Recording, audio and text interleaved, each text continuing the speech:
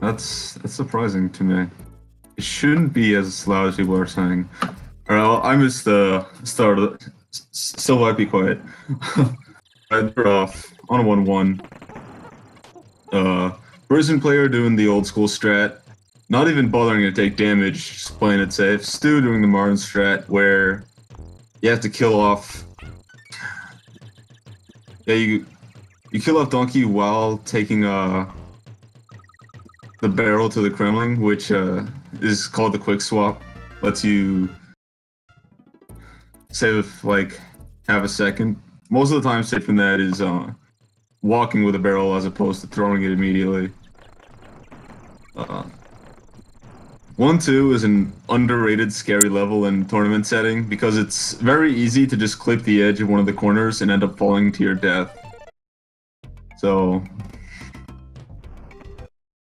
you're always I'm always nervous on this level.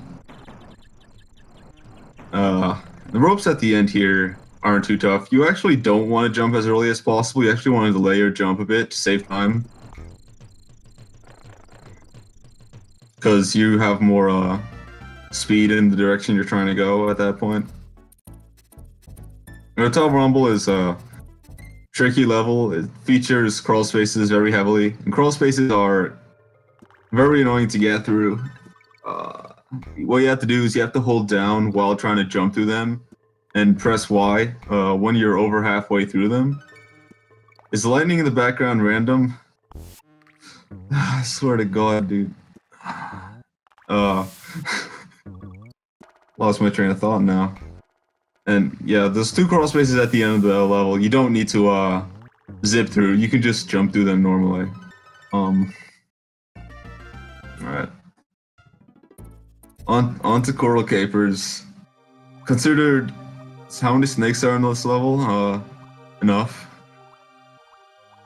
Coral capers is considered by many to be the hardest level in the game to do optimally because it's in World 1 and it's a water level, so you're punished heavily for mistakes that are very easy to make. So we sort of joke about it being the hardest level because if there's any level you're going to notice time loss in, it's for sure this one. Well, it looks like Stu is through just fine. Persian, quite a ways behind, still is coming up on the final corridor while Stu just finished the level. So it's about 10 a second difference already between the 2 racers. 1-5, you know, it's a pretty easy level, but hardest level, dude, you have no idea, oh my god. 1-5 is pretty easy, but there's one roll here that if you overextend yourself at the end of that roll, you could end up landing in the barrel that shoots you up. And you can save yourself if you do that, but still loses time regardless. And if you kill the one guy before landing in the barrel, then you have to take the maze. Alright, this fight is really not that hard if you actually study him, but most people don't learn the visual cues and get punished with suboptimal hits. Looks like Parisian's actually... He's definitely doing the standing in the right spots, but went too fast on a few of them. Ricky's Walkway, the home of everyone's favorite animal buddy. Fun platforming level, just you know, not really difficult, just fun. But sadly, the next few levels are rather different. Yeah, he did forget Winky. Stu opting to roll through the barrel. Rolling through the barrel is actually rather risky because you could end up going too far with your roll, and that leads you to hit the corner and slows down your jump, which would make you land in the barrel, thus landing in the minecart. Landing in the minecart is about a 15-second time loss. Alright, Stu's in Bounce Bonanza, which is the hardest level, in like non-meme, the hardest level in the first half of the game. The first half of the level's not too hard, but from B-skip on, it's very tight, very punishing. There's plenty of pits you can go die in, so most good players will opt out of this jump here, but Stu is insane, and he decides that it's a good idea to go for it. Oh yeah. After that jump, though, you're kind of home free. There is a strat you can do in the final section with the letter G. Optimizing your movement there is actually pretty tight, but I don't know, it's kind of hard to explain the details on the fly. Like the commentary? Thanks, I'm trying. Not much to say about stop and go. You just go left and then complete the level from there. Millstone Mayhem's interesting, because... No, you're awesome, Blue. Millstone Mayhem's interesting because it's the first instance of a super jump where you immolate Donkey on the Crusher at the start, pick him back up, kill Diddy off another Crusher, and somehow that gives you the ability to jump infinitely, which lands you in the warp barrel above the screen, which is only accessible if you're Donkey. And this is the one of the only instances of RNG in this run is Neki can spawn wherever he wants on the screen. Preferably you have him spawn low, but it doesn't really matter for your time where he spawns, but it's just much easier to get optimal hits if he spawns low. I won't say he's choking hard. I'd say he's racing against Stu, who's top 5, so...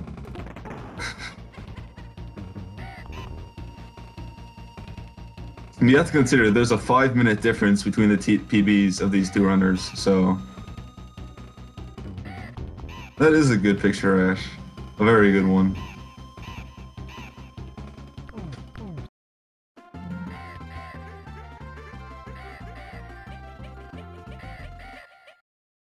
The first 2 levels of World 3, not very difficult. And then you go into Forest Frenzy. Now, most people are rational and would not risk the run to this level. But, you know, Stu somehow is 90% consistent on this trick and likes to go for it in races. Everyone in the DKC community. No, that's true. It's true. I swear to God, are you serious? This dude is out of his mind. Oh my God. Yeah, Stu doesn't even care. He's going for record in the tourney race, dude. So normally, people wouldn't go for this trick in a tourney race because if you miss it, you lose 30 seconds. But Stu considers the risk to be worth it, and it pays off for him because he just got it. That's amazing, dude. Parisian doing the normal route where you just do a super jump like you saw in Millstone Mayhem. That takes you through the level just fine. No risk in going for that. If you practice the super jump enough, you'll never miss it.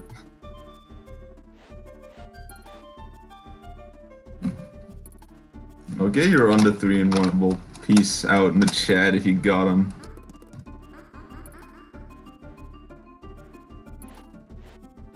Temple Tempest is a fun level. It's just straight platforming to the end. Good old DKC 1 action. I didn't see if Stu chickened out in the big roll, but doesn't matter too much. It's a 3-second difference, I think, between getting it not. Now Stu's attempting the map warp, where you want to wedge yourself in the corner of the map and have an input come out, yeah, on the frame that you land in the corner, which Stu pulls off first try. And Persian is taking the bird, which is a strat that's suggested for newer players because it's considerably safer than, well, kind of subjective whether it's safer, but if your movement isn't that good, it's faster to take the bird as opposed to rolling through the level. On to Clam Chowder, which is generally considered to be the easiest water level. Still possible to screw up, and the end section is pretty tight, but for most of the level it is just very straightforward. Alright, looks like Parisian is having his go at map warp. Let's see how many tries it takes him. Meanwhile, Stu going under the clam. That's his own signature strat. Looks like Parisian takes 2 tries, which is perfectly fine. Not much time lost over 1 try. Maybe very few tenths of a second.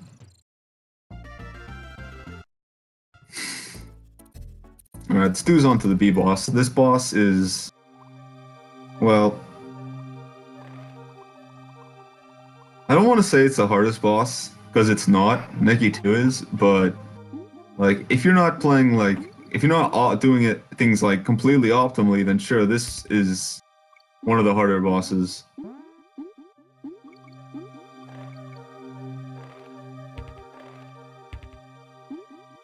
Alright, Stu on to a level where people like naming strats after people. First one is coming up soon. Once he clears these clap traps, he's gonna try and land on the edge of the platform here and roll onto the other one. And the roll that is famously named after me, called Joe Roll, but he opts out of the second one, which is known as Zero Roll, where you roll off the bird and try to roll over those clap traps on the sort of slope there and into the barrel. It's a pretty new discovery. And he messes up the barrel boost, which is not something you see often out of people on Stu's level. But it happens. Definitely happens. Alright, Stu rolling through 3 birds, and will he be going for a quick, I don't think that was a quick shortcut barrel. But he's in just fine, and he'll be out of the level. Parisian, 1 hit left on the B, it seems. And then Stu moving into Slip Slide Ride, which is my claim to fame, and I must be the judge of Stu's ropes at the end of this level. Determine how worthy he is of a DKC runner. Messing up on the out of bounds trick to get into the barrel, which isn't really too difficult. Oh, Stu opting to go for under the B in a tourney race. Stu getting up in 5 rope jumps is actually very difficult, so props to him for doing that. Still 1 second slower though. But hey, Parisian making the exact same mistake Stu does in barrel boost. Alright. Stu is now on a level which we like to call bird. It's called bird because you're on the bird. Alright, Parisian, I'm missing the 3rd B, but makes into the barrel just fine. And it's cleanly into the barrel. Stu going along just fine. Through bird.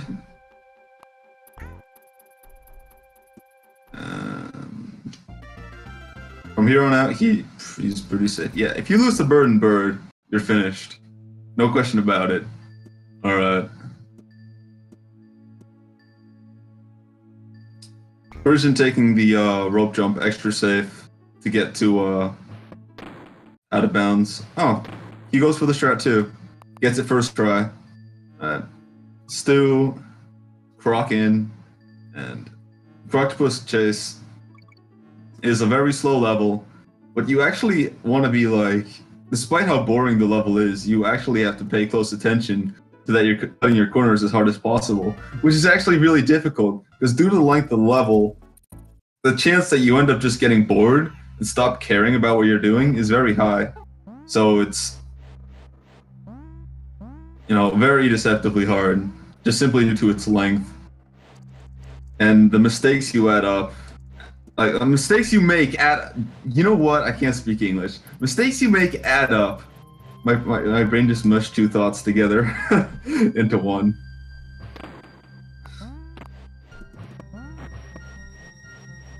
Alright, looks like Parisian is finishing up bird, taking it pretty safely though.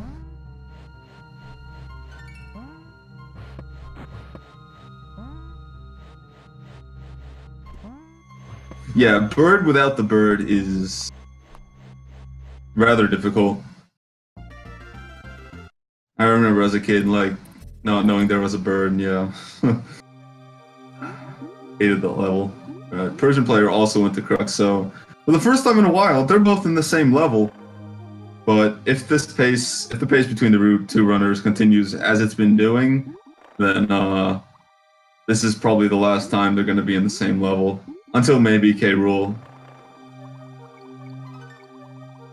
Well, no, he's not slowly catching up.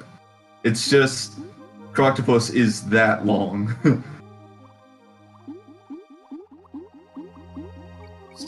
Well, what Stu just did there to get over that corner is actually technically suboptimal, but whatever. Doesn't matter that much.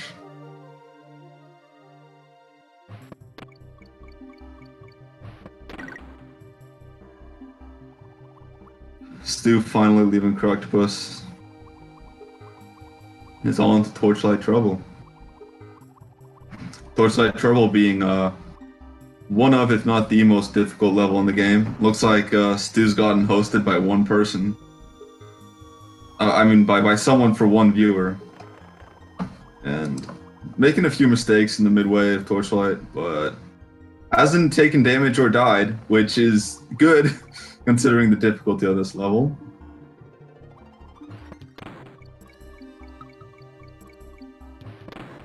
Version at that point in Croctopus Chase where you would start singing along to the song if you were in a race.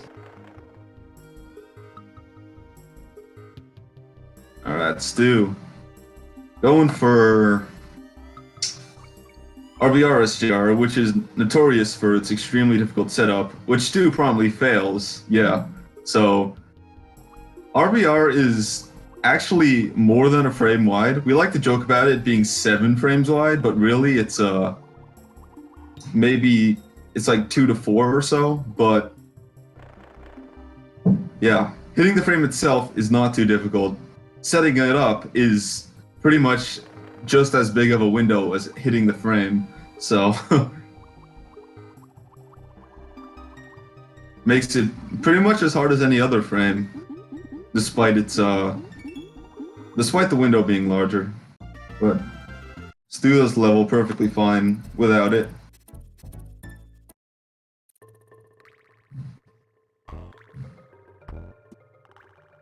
Stu doing the world famous Philatelo corners. It's like he gets the first one just fine. Goes extremely early on that third one. He must have, I don't know, on the world record pace. Let's see. Had he gotten RBR, this would have been a sub 18. So it would have been good, but it wouldn't have been, I mean, maybe? Actually considering, it would have been record pace, yeah. Yeah, it would have been record pace had he gotten RBR, yes.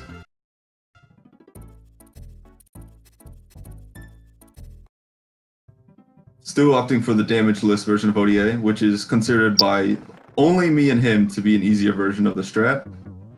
He gets the jump roll, but manages to save it, and it's now rolling over ODA. So, yeah. Since Stu did damageless ODA, this means he has a chance at another frame in Elevator Antics, which is known as the Snake, spelled with 3 A's, because that's how we do it. And it's the most difficult frame, straight up. The setup is very difficult. Hitting the frame itself is very cryptic. Not many people have actually figured out where exactly the frame is.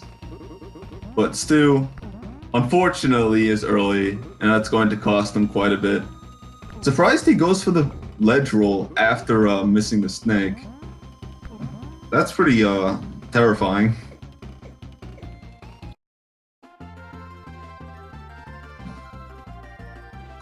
Yeah, that pretty much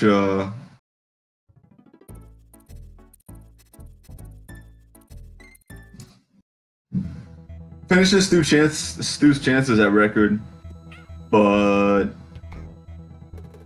you know, not at winning the race. He still has a clear lead over Parisian player, who's also going for no. Oh, he's just super jumping over the level. I see. Yeah. How many snakes in this level? 26. Alright. Stu cleanly out of elevator antics. Moving on to Poison Pond, which is, when you're starting out in this game, Poison Pond is devastatingly difficult, but actually it's probably the second easiest. If you don't count Trick Track Track, Poison Pond is the easiest level in World 5. So yeah, it's not too terrifying compared to the others. No, it's not really that hard. But you could go for triple mincer clip, which too. Round of applause for going for a trick that no one should ever miss, because it's really not that difficult.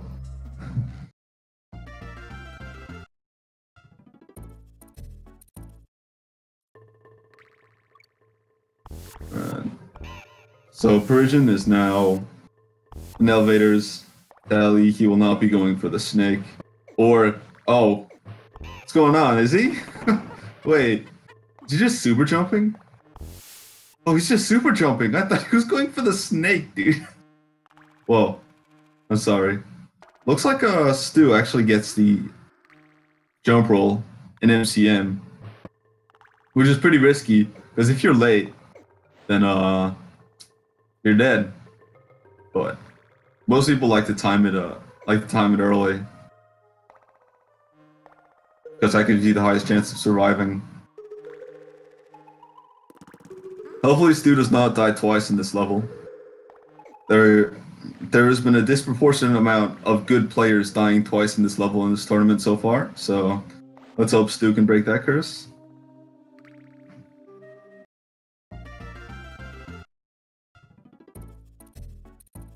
Yeah, Stu's run is pretty good, yes. It's not record pace, but it's high 32, low high 32, low 33 pace, yes. Considering, depending on how well World 6 goes.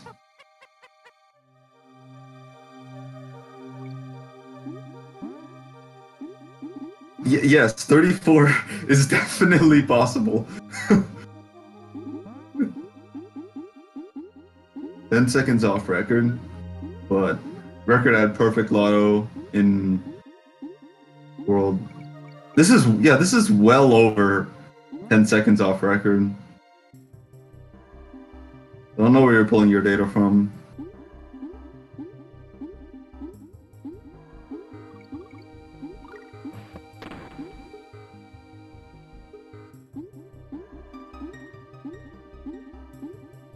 Alright, Stu's looking at a low 24 exit for World 5. Parisian now moving on to MCM. We will see whether or not he will be going or getting the jump roll.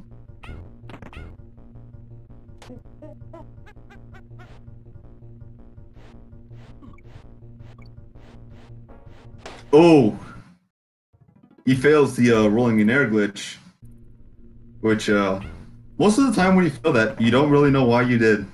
It's pretty cryptic, and most of the time you don't.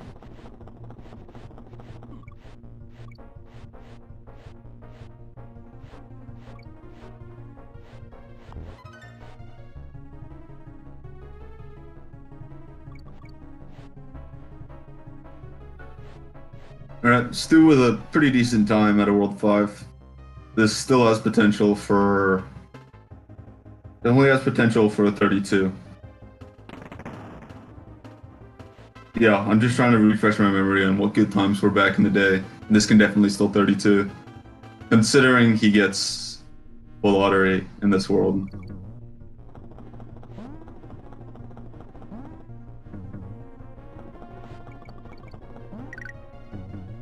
Yeah, if he's 11 seconds off world record, then he can't world record because world record got perfect World 6.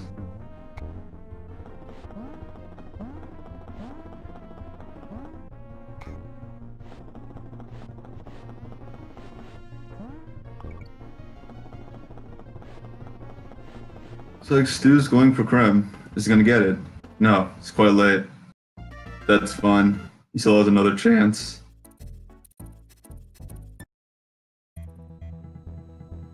He gets bird tut, so a good time for Stu. Still not out of the question. As Parisian is working his way through Blackout Basement, which is one of the hardest levels in the game. No question about that, especially if you go for the Omega roll at the start. Yes, yeah, 34's on the table, man. Persian taking a death in Blackout, which is unfortunate. I think he's looking at if everything goes well for him so far, I think he's looking at a 27 exit for Blackout, which I think if he has a perfect World 6, he can PB off a 27 World 5 exit. I'm not sure. It would have to be very good, but I think it's just barely possible for him. Stu, on the other hand, can't PB, but he can still crush 90% of the leaderboard with this run.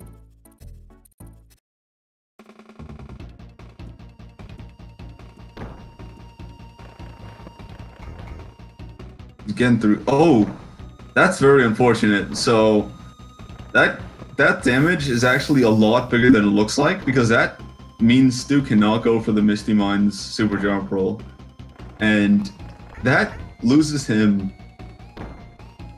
He actually opts to go back into Mincers just to pick up Diddy to go for Misty Minds. If he gets it, that's faster by like 10 or so seconds. But if he misses it now, he's effectively wasted massive amounts of time. Yeah, Stu is stated many times that he struggles with the Misty Mind super jump roll, and that's put on display here with him missing it. Especially with timing it early, he says, is his problem, so.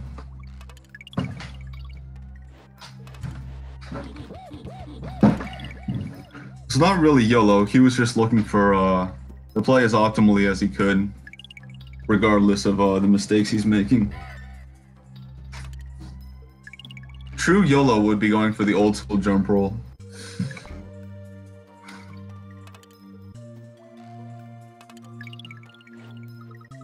Alright, Parisian is now coming up on the tut rolls.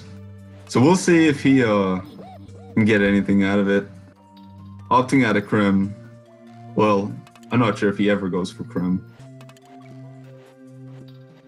Missing the fuel can, so he does not want to go for Bertut. Yeah, very unfortunate on Parisian players' end. Son Van jump roll. No, it's not the Son Van jump roll. There's a Son Van setup for it. There's a very distinct difference between the two.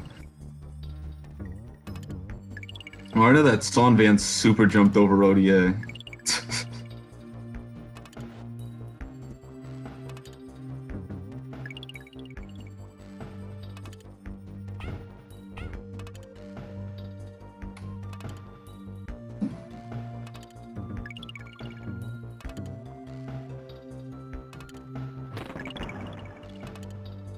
Now, the Son Van runs were very weird. He did really weird strats. I mean, he should not have had the times he had, which is why he got called out for splicing.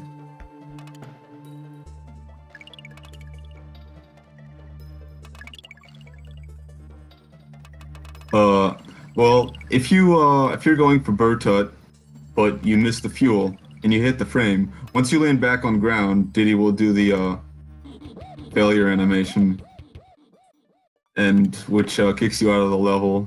And Stu misses perils, so he's gonna have to play through the end of the level. If he's learned anything from watching the tournament so far, is that the one thing he wants to do is to grab this halfway barrel, and wisely so, he does. All right, realizing he can't make it up there without rolling through the barrel, he wisely goes back, Wise, wise, wise. I cannot come up with more words. Huh.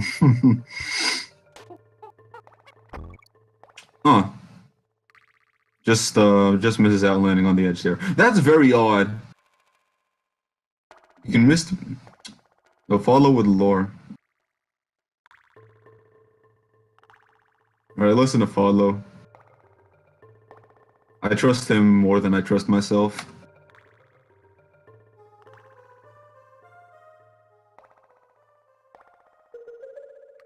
Yeah, dying like that is pretty rare because usually that'll work. That's gonna be Stu's first death in this run. Wait, why is he? What is he doing? He's insane. Alright, well he salvaged the run by doing that.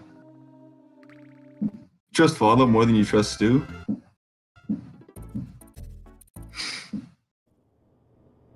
I mean, who else would you trust more than Follow? I guess maybe Tompa, maybe?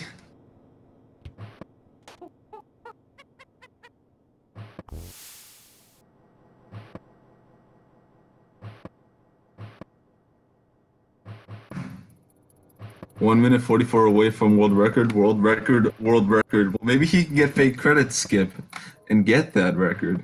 We'll see, guys. Maybe Stu's been hiding secret tech. Skip K world credits. And we're about to see the craziest record ever done. He can't even make it to fake credits before the record finishes. Tech Parisian is opting to super jump over Misty Mines. And I'm pretty sure this loses over 10 seconds, but lets you avoid playing by far the jankiest level in the game. So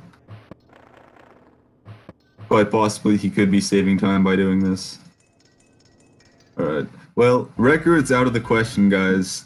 Can we get 10 Fs in the chat for Stu? Exactly 10.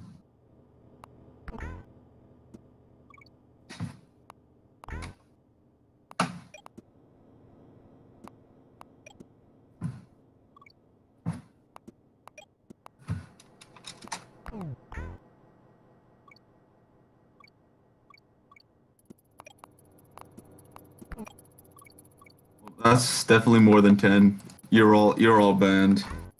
There's no hope for you guys. Alright. Parisian player is playing through loopy lights, however. No super jump here. While Stu is now on the fake credits.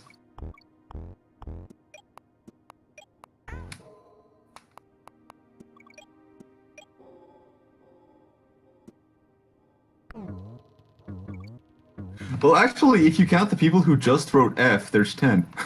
So maybe you guys aren't all that bad after all.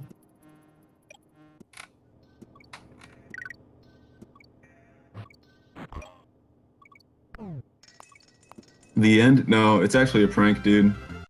It's just a social experiment.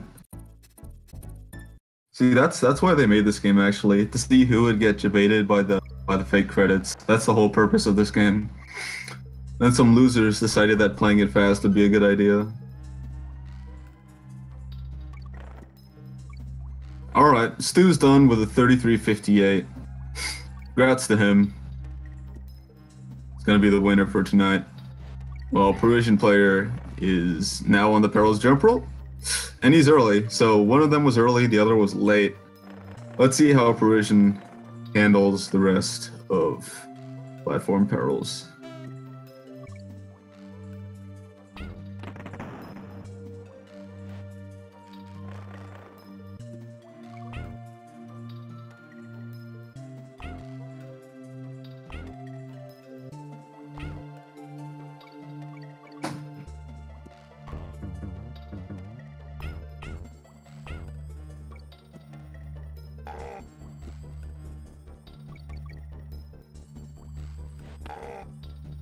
If you win the tourney, you get a car. Parisian opting out of Golden Barrel. People have been disappointing ease in this tournament. Guys, remember Eason, the dude who used to run this game? Good times, man.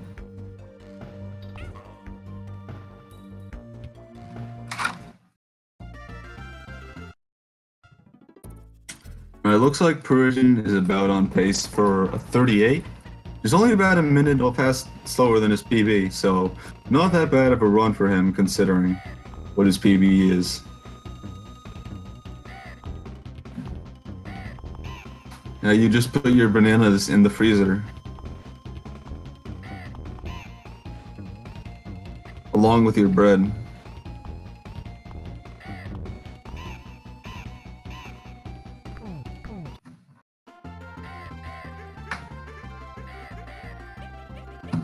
Yeah. Version on low 38 pace, which is totally fine. Frieza's in the jungle? I bet Donkey has one in his treehouse. You only see half of it.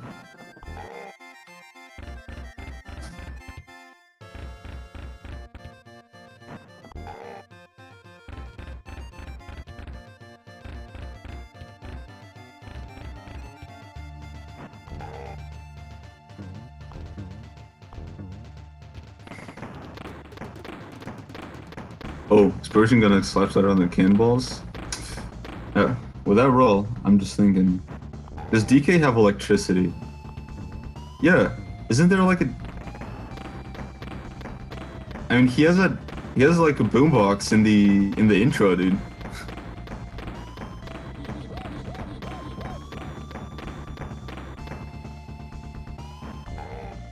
I mean, there's a giant factory on like the top of his island, so like that's where he gets all his electricity from. Yeah, in the DKC universe, everything is banana fueled. That's why there's so many, you know.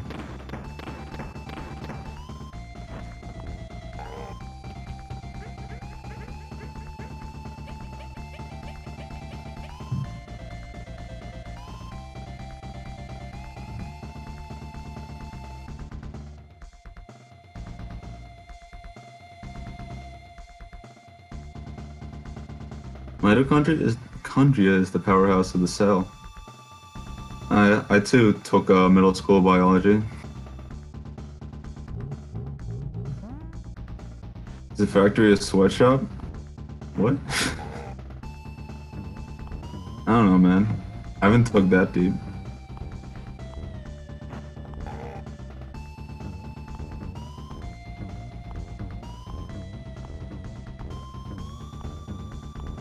Maybe someday someone will become a DKC lore expert. Is he seriously doing this? Does he not realize that you can't do this? If you're, yeah, you can't do that if you're Donkey. I've tried that before.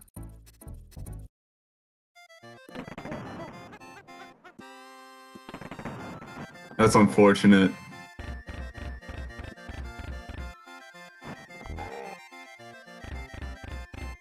Yeah, so what he's trying is if you have Diddy in the lead and you take damage in that spot, Donkey's hitbox is big enough to hit K Rool. However, if you're Donkey in the lead, Diddy's too small and you're dead. So yeah.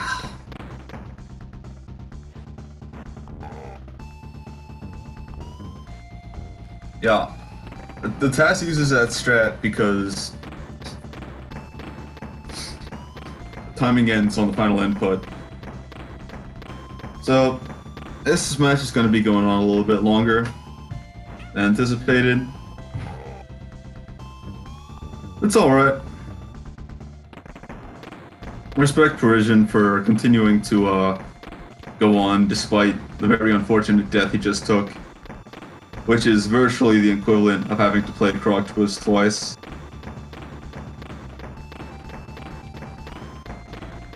Do you think... What are you talking about? No, dude, it's a kid's game, man.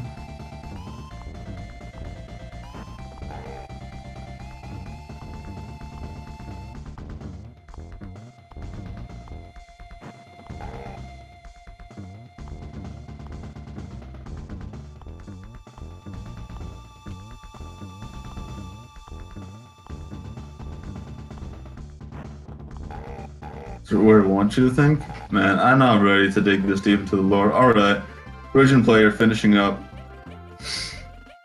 with a low 40. So he's still cutting the DKC 1 twig. It's not all that bad. Alright, yo, what's up, Parisian player? Hey, thank you. How's it going, man?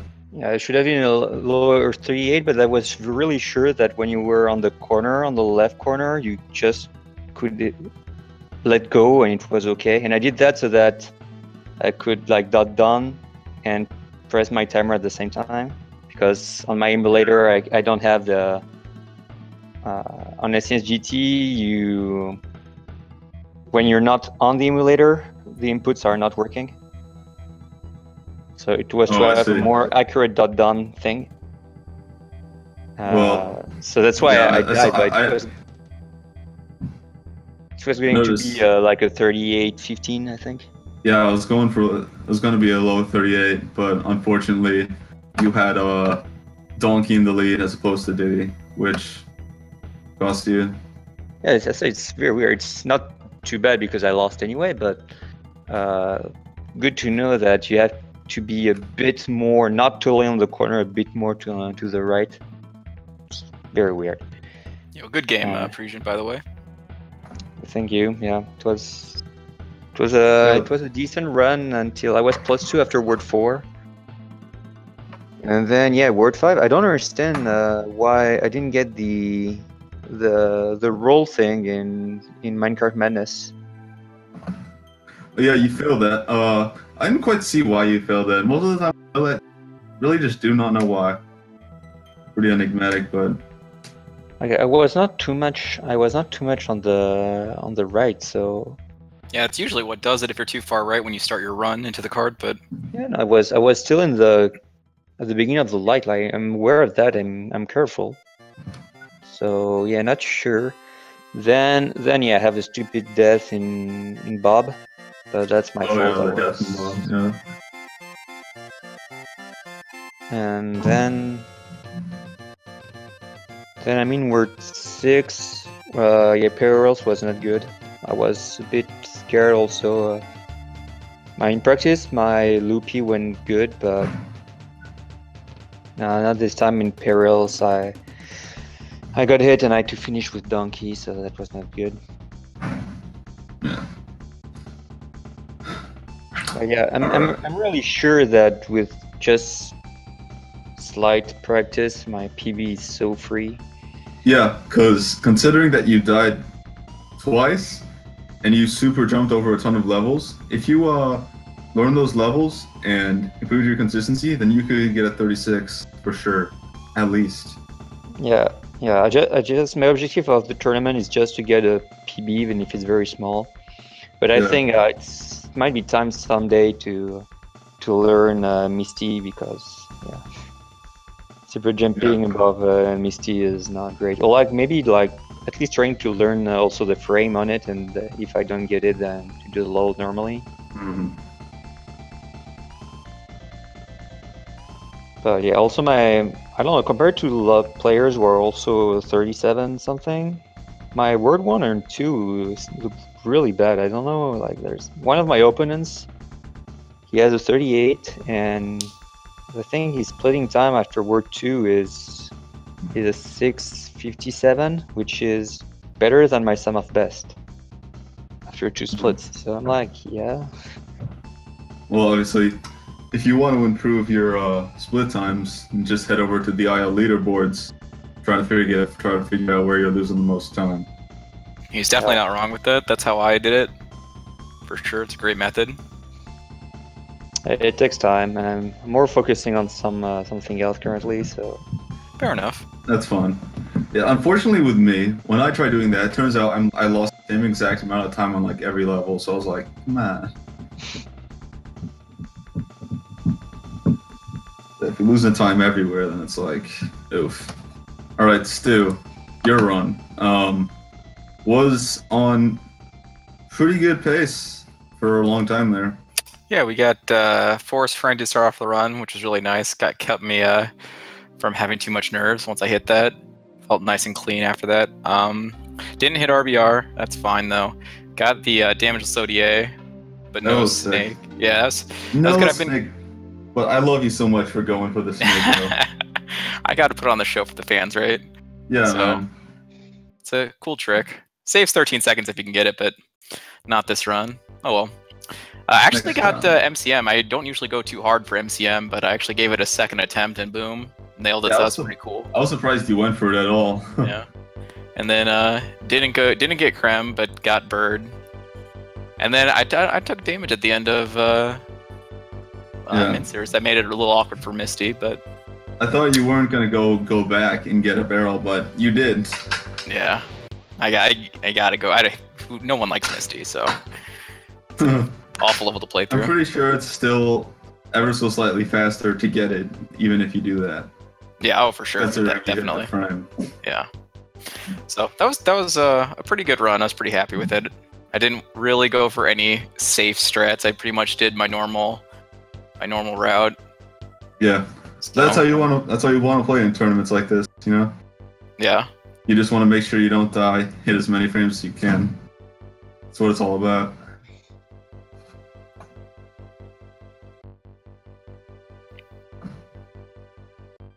All right. Well, this game's looking like a wrap.